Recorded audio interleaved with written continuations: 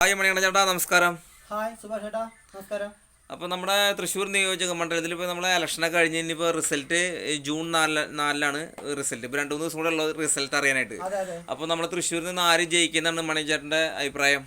എൻ്റെ ഒരു പ്രതീക്ഷ സുരേഷ് ചേട്ടൻ ജയിക്കുന്നതാണ്. അപ്പോൾ അങ്ങനെ പറയാൻ കാരണം ചേട്ടൻ? അത് പറയാൻ കാരണം എന്ന് വെച്ചിട്ടുണ്ടെങ്കിൽ ആള് നല്ലൊരു വ്യക്തിയാണ്. അതായത് കേരളം മൊത്തം ഒരുപാട് വ്യക്തികളെ ആളുടെ കയ്യിൽ നിന്ന് ആളുടെ കിട്ടുന്ന സമ്പാദ്യത്തിൽ നിന്ന് എടുത്ത് സഹായിച്ച് ഒരുപാട് പേർക്ക് അത് പ്രയോജനപ്പെട്ടിട്ടുണ്ട്. അതിലൊരാളാണ് ഞാനും.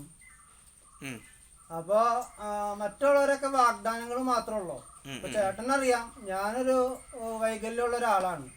നമ്മുടെ ഗവൺമെന്റ് ഞങ്ങളെ പോലെയുള്ളവർക്ക് കാര്യമായിട്ട് ഒരു സ്വയം തൊഴിലിനോ അല്ലെങ്കിൽ ഒരു വികലാംഗ പെൻഷൻ അല്ലാണ്ട് വേറെ കാര്യമായിട്ടൊന്നും എൻ്റെ അറിവിൽ കിട്ടുന്നില്ല. അപ്പോൾ ആ പെൻഷൻ തന്നെ ഇവർ കൃത്യമായിട്ട് തരുന്നില്ല. അപ്പോൾ സുരേഷ് ഏട്ടൻ എന്ന് പറഞ്ഞ വ്യക്തി ആൾക്ക്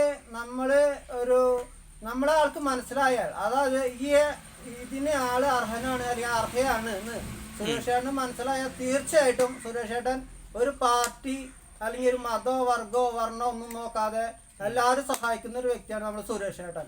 ആള് 100% സുരേഷ് ഏട്ടൻ തൃശ്ശൂർ ഈ പ്രാവശ്യം ജയിക്കും എന്നാണ് എൻ്റെ ഒരു പ്രതീക്ഷ. ജയിക്കുന്ന പ്രതീക്ഷ അല്ലേ? അതെ.